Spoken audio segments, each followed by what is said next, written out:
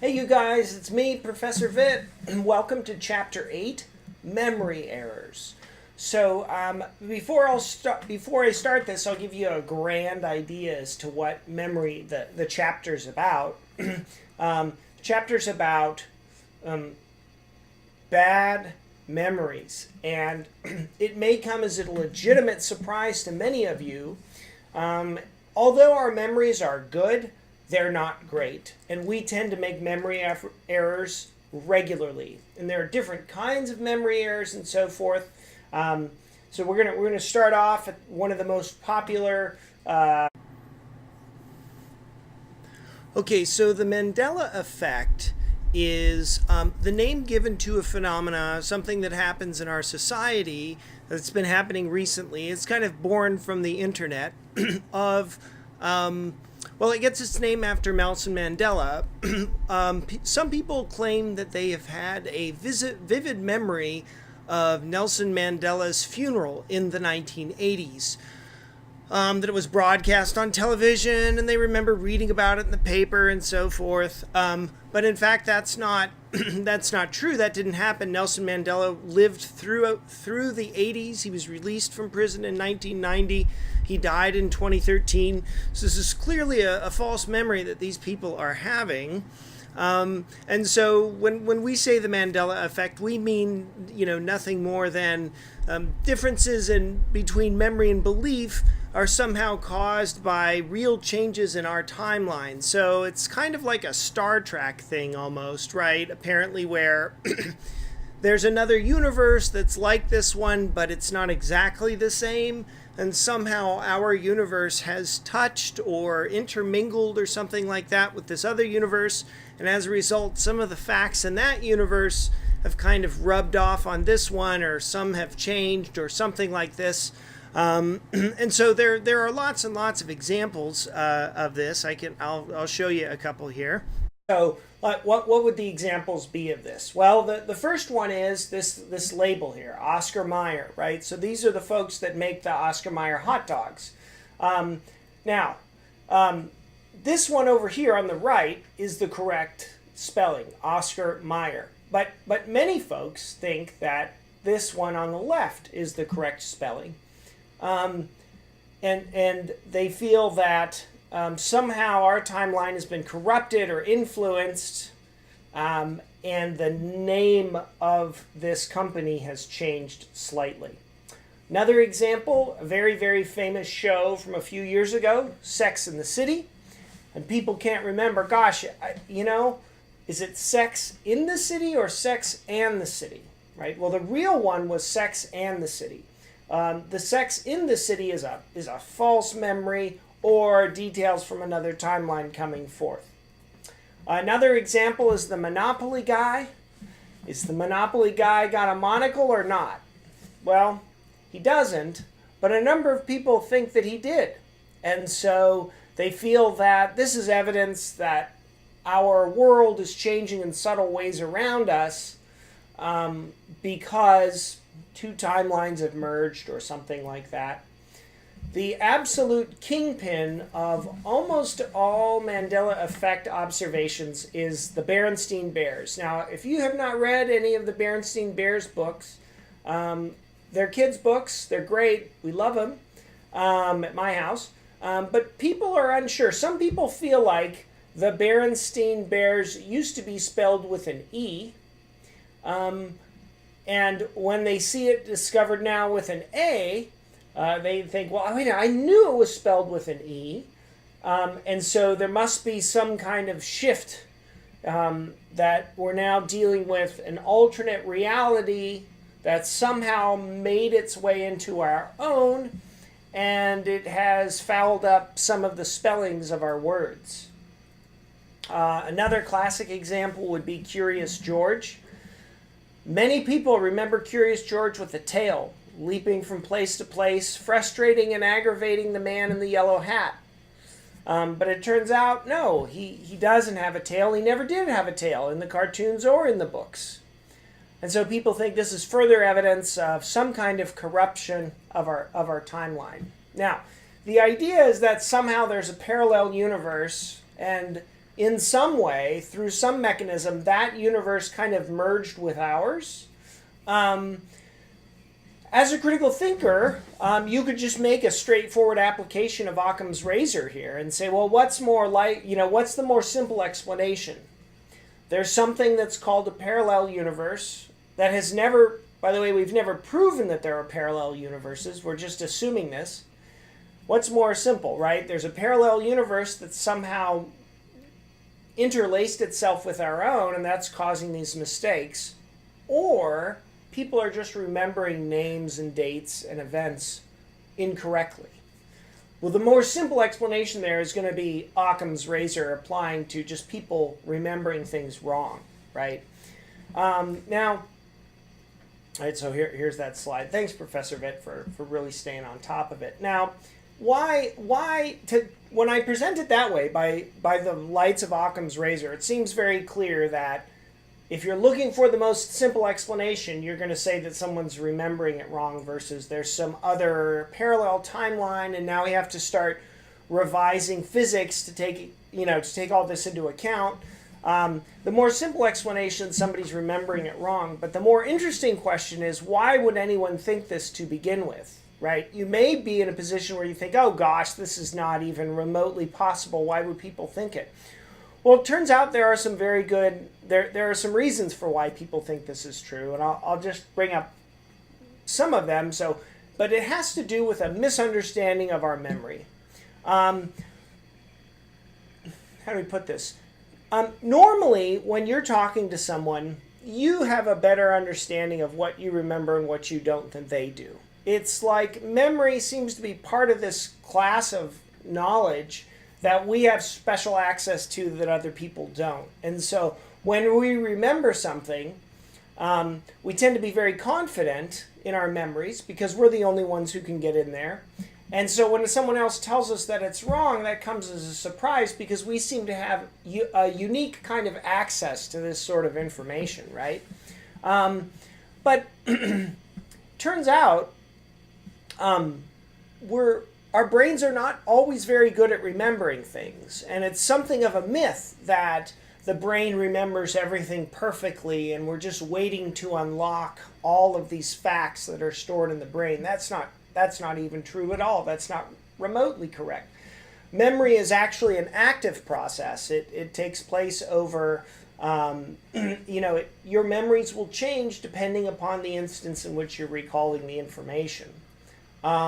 Some people say, gosh, we only use 10% of what our memory is capable of. And if we could unlock a very simple, some simple, hitherto unforeseen power that we have, we could all have perfect memories all of the time.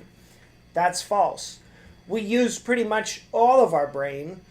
And I've mentioned earlier this memory myth that memory is somehow like a video camera and it takes a perfect picture of whatever is happening at the time.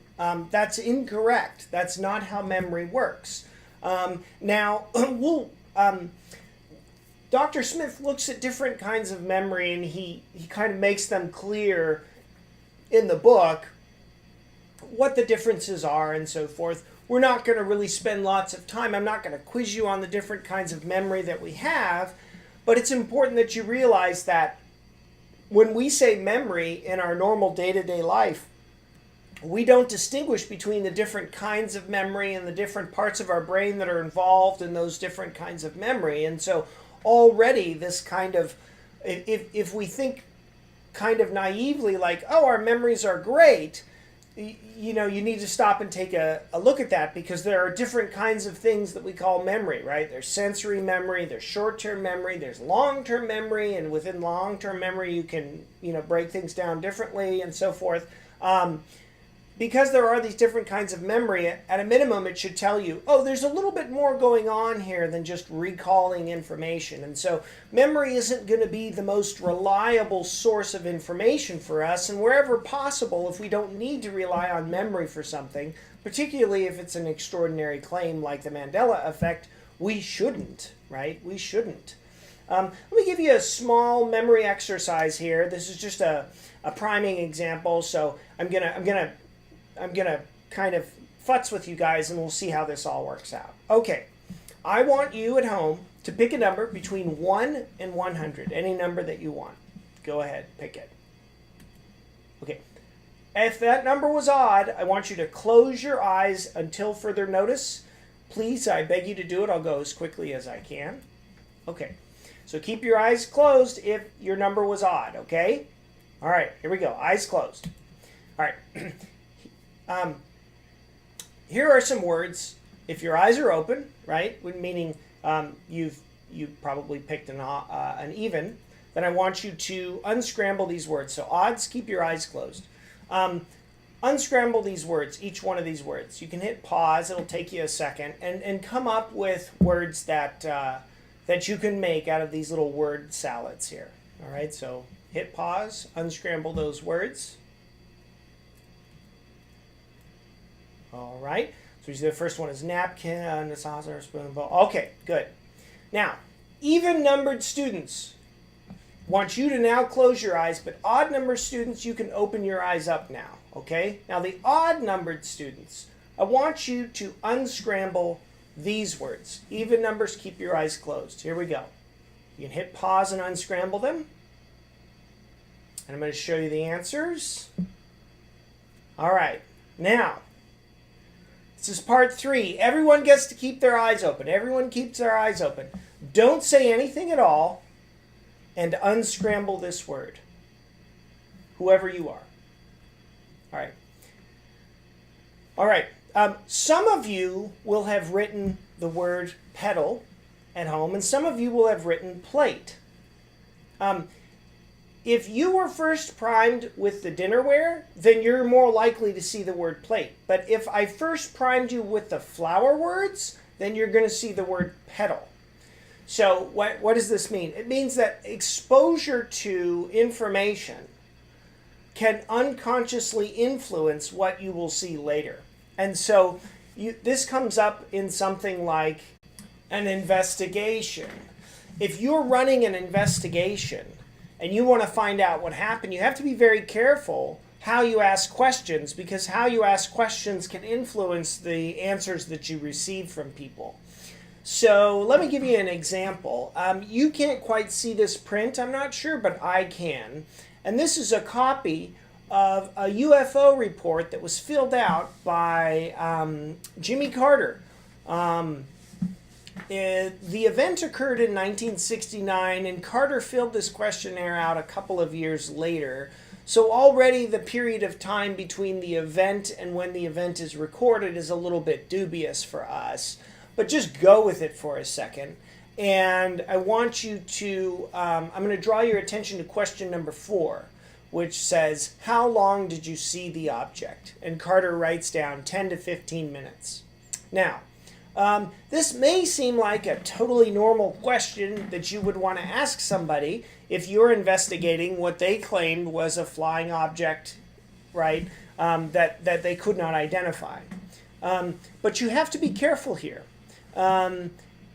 To ask someone how long did you see the object is in some way to presuppose that there really was something up there and this wasn't an illusion or a hallucination or some kind of atmospheric disturbance, right? When you say the object, you're already kind of validating part of what these people claim was, had gone on. And so it doesn't seem like a big deal, but it is a huge deal. It's a way to kind of unconsciously add detail to the narrative without realizing it, right? Without realizing it.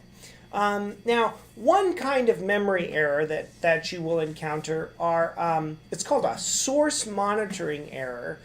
The fancy name is cryptomnesia, and you can use cryptomnesia. That'll be the test on the quiz, but this is when you fail to remember or adequately recall where you got the information from.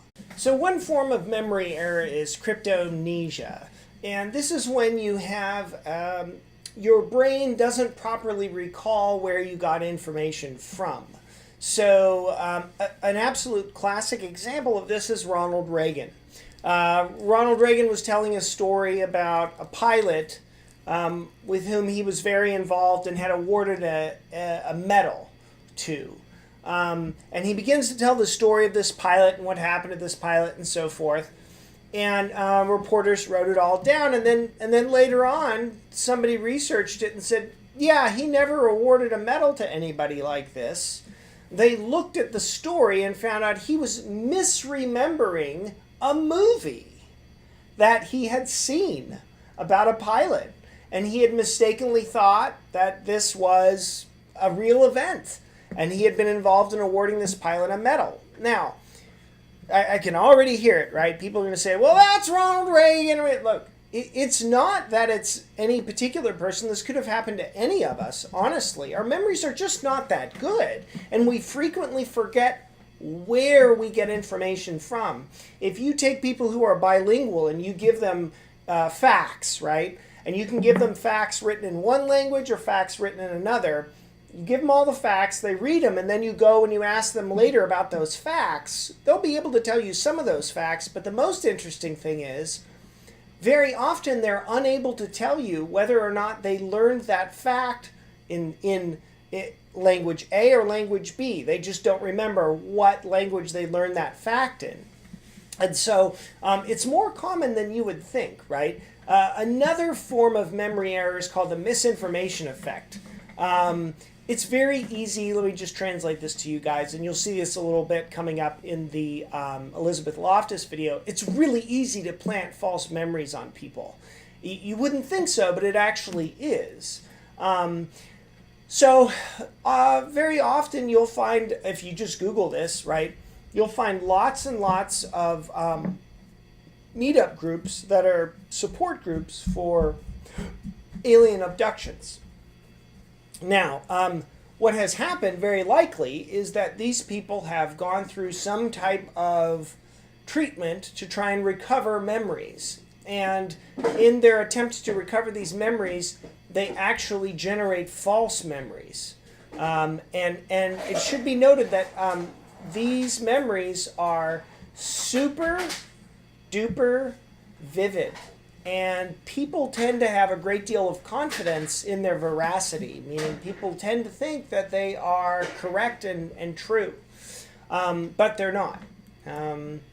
So the one thing I want you to try and remember is memory isn't a static process, right? Details in your memories change over time. I want to give you an example of how bad our memories are, and it involves President George W. Bush and the tragedy of 9/11. George Bush gave these interviews, and you'll see essentially what I'm going to show you is he gives a number of interviews where he's trying to recollect events, but the interviews, the recollections that he talks about in the interviews are incompatible with one another, and he gets stuff wrong. So on December the 4th, 2001, he tells a crowd of people how he heard about the attacks. I'll read through this somewhat quickly. I was in Florida, and my chief of staff, Andy Card, actually I was in a classroom talking about a reading program that works, and I was sitting outside the classroom waiting to go in, and I saw an airplane hit the tower. The TV was obviously on, and I used to fly myself, and I said, there's one terrible pilot. And I said, it must have been a horrible accident. But I was whisked off there. I didn't have much time to think about it, and I was sitting in the classroom, and Andy Card, my chief, who was sitting over here, walked in and said, quote, a second plane has hit the tower. America's under attack. Okay. Now, December the 20th of the same year, he gives an interview with the Washington Post, where he again recollects events from 9/11. And this is a summary here. Bush remembers senior advisor Karl Rove bringing him the news, saying it appeared to be an accident involving a small twin-engine plane. In fact, it was American Airlines Flight 11, a Boeing 767 out of Boston's Logan International Airport. Based on what he was told, Bush assumed it was an accident. This is pilot error, the president recalled saying. It's unbelievable that somebody would do this. Conferring with Andrew Card Jr., his White House chief of staff, Bush said, the guy must have had a heart attack. At 9:05 a.m., United Airlines Flight 175, also a Boeing 767, smashed into the south tower of the Trade Center. Bush was seated on a stool in the classroom when Card whispered the news. A second plane hit the second tower. America's under attack. Okay. And then we have one more interview from January the 5th of 2002. I was sitting there and my chief of staff, well, first of all, when we walked into the classroom, I had seen this plane fly into the first building. There was a TV set on. And you know, I thought it was pilot error, and I was amazed that anybody could make such a terrible mistake. And something was wrong with the plane, or anyway, I was sitting there listening to the briefing, and Andy Card came and said, quote, America is under attack. Okay, the first and the third memories, Bush sees the news on television. In the second memory, Karl Rove tells him. The first and the third seem impossible. There is not any footage of the first plane hitting the tower, at least at that moment in the morning. So, right, what's going on here? Well, some conspiracists say, well, George Bush is telling lies and he can't keep the lies straight. It seems highly unlikely that that's going on, since he's giving these interviews to publications who are literally recording his words. And so you would think, if this is a massive conspiracy, he would make sure to study his story and get it straight before he gives the interview. What seems far more likely, and what seems perfectly reasonable to psychologists, is he's just remembering it wrong. We all do. It's what happens, right? And for someone like the president, whose every word is usually written down and so forth, it seems very strange. But the president is a person, just like us, and they have a brain just like us. And so this kind of thing happens, and you shouldn't be too surprised when you see it. False memories also can create this illusion of truth. We're not going to get into that too much. I'm not going to quiz you on it terribly much. Saying is believing. If you another memory error is if you ask people to fantasize about an event, it increases the likelihood that they'll later think that event was true. Okay, I want to take a break here to talk about something fun involving memory errors. It has to do with Glen Dennis, who was the mortician at Roswell Air Force Base in on or about the time of July 1947, when all these events were said to have occurred. Remember, so you guys just finished your paper on this. I didn't include Glen Dennis and his recollections in the material because I wanted to keep it kind of weighty, but I wanted to show you some of how memory affects a nexus of facts that you're already somewhat familiar with in Roswell. Okay, so you guys recall that the general idea was that somehow aliens had crashed in the desert. The army moved in, cleaned everything up, and then took the alien carcasses and took them off base. And even one of the aliens was supposedly alive, right? This was the story coming out of Roswell. Well, the mortician in the town of Roswell has given a great deal of testimony as to his recollection of the events as they occurred. And so you'll see here at the top, this is actually the mortuary home that Glen Dennis worked at. And this is not his office or anything, but it's relatively similar to what would have been in use. Okay, so Glen Dennis makes a number of statements in his testimony, and I've boiled them down to 3 points here. I'm heavily indebted to the Skeptoid episode here on Roswell, but we're just going to run through them quickly, and then I'm going to give you examples of how these are memory errors, right? And hopefully this will give you some good relief here. So Dennis recalls one that he received a call at, just real quick. You may say, gosh, why don't we have Dennis's testimony from himself instead of just listening to you, Professor Vitt? I understand I'm not the most dynamic orator, right? I mean, I'm kind of boring at times, sure. But I absolutely, I assure you, you would think it would be fascinating listening to a mortician talk about dead alien bodies. But Glen Dennis is not very concise. And I think you could only get these 8 points after listening to probably 2 or 3 hours of his testimony. I'm not joking. He tends to ramble, and so it can be difficult. So you're welcome. So number 1, Dennis received a call asking him to give a ride to an airman who was injured in a traffic accident. So this is how this all started for him. Number 2, at the base, Dennis noticed an ambulance that was filled with a strange wreckage. It looked like the bottom of a blue canoe. But it was guarded by MPs. This was in the back of the ambulance. 3, Dennis was ejected from the base by a big red-headed colonel who threatened him with death if he revealed anything of what he had seen. 4, Dennis tried to telephone a nurse that he knew, but was rebuffed by a head nurse nicknamed Slats, and her real name was Captain Wilson. The next day, Dennis successfully met with his nurse friend, but she was quite upset over an autopsy of 3 bodies, which she described as black, mangled, and little. Number 6, Dennis learned of the inability of staff to perform an autopsy on the body due to overpowering fumes on the body, and so the bodies were hastily removed. 7, Dennis tried to get in touch with this nurse again, but he couldn't. He was told that she was deceased, and he never saw her again. And last, this is the most tantalizing piece of evidence that Glen Dennis gives, he actually sees a creature with a huge head walking into the medical center, this is a quote, under its own power. So many people who look at this say, gosh, this is pretty, if true, this is pretty damning eyewitness testimony, right? I mean, he actually saw an alien walking around. What more evidence do you need? Well, you need to look at the evidence before you and evaluate it before you can draw any conclusions on it. If I assume that 1 through 8 are true, well, oh my gosh, this seems like a great case. But unfortunately, as critical thinkers, we can't do that, right? So let's just run through some of these. The phone call where Dennis was asked to help an airman who was injured in a traffic accident, that could not have happened in July of 1947 because the rank of airman wasn't invented until 2 months later in the fall.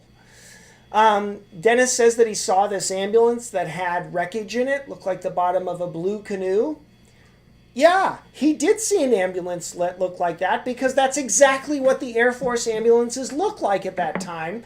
That stuff that looked like the bottom of a blue canoe was to put people in when you were transporting them in the ambulance. There's nothing unusual about that. He just saw an ambulance. As for the ginger officer, the red-haired officer who threatened to kill him, there's only been one red-headed officer in the history of Roswell, 1956. And this was said to have taken place a decade earlier, so that's impossible.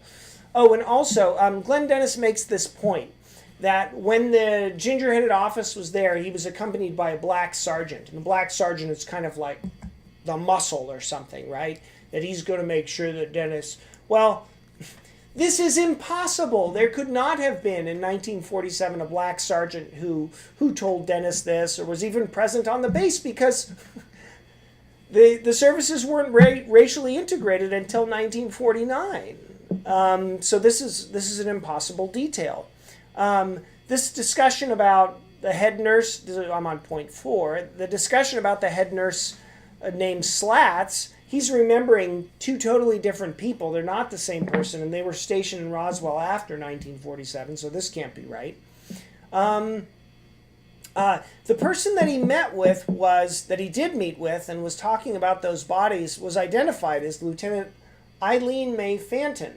Now, we will get back to her in a minute.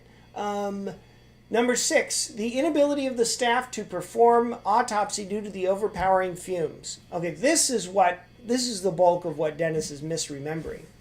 In 1956, an aircraft killed 11 people in a very intense cabin fire. And most of those people, obviously from the extreme heat, they were missing limbs or they were burned away, but their corpses were small, black, and mangled, right? And those bodies had been soaked in fuel, and so they were drenched in it. They reeked of it, and that's why they had to move their corpses into a refrigerator or a freezer at the commissary.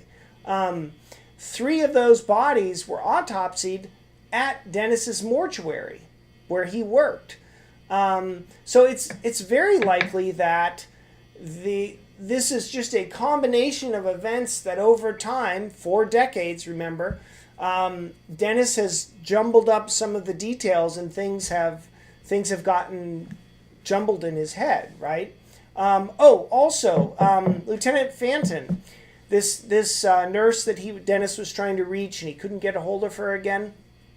Well, she had been removed to the base for conditions relating to her own medical health. And so when Dennis asked about her, of course he wasn't able to get any information about her. It would be as if you had to leave your work or your job due to some grave medical concern, and one of your coworkers says, "Hey, why did Joe leave?" Or why isn't Juan here? Or, "Hey, I thought Lupe was around. Where is she?" Well, they'd say she left, but they couldn't tell you why you left if it was something very serious and had to do with your own medical history. And so that explains why he couldn't find out anything, right? And so that people weren't telling him where she was because of privacy laws, right? Medical patient privacy, not because anybody was covering anything up. The creme de la creme, the huge head walking into the base under its own power. Well, this was likely an injury that occurred in 1959 to a guy named Dan Fulgham. He was struck on the head by a balloon gondola, those big, huge, right? Boom. And his forehead and his face developed an extensive hematoma, which swelled to a magnificent size, about the size of a beach ball. Can you imagine your head and face, right, expanding to that size? Now, he said he actually didn't feel very bad, and he could smoke a cigarette and walk around with the head the size of a beach ball. That's probably what Glen Dennis is remembering, right? A creature with a big head. It's just far more likely that Glen Dennis made these memory errors than it is something truly extraordinary did occur, right? Just using Occam's razor. Okay, so we did not talk too much about these specific memory errors. You're not going to be tested on each particular specific one.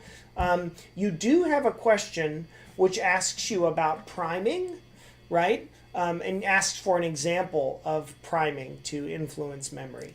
But that's it. So you don't need to know all of these, right? You'll need to be familiar with cryptomnesia, where you just can't remember the source of the error of the memory. But the others are not necessarily really heavily tested. Okay, you guys. The next video that you'll be watching is Elizabeth Loftus. She's a psychologist who is incredibly well trained in memory. She studies it and researches it. And I'll have you guys take a look at what she has to say.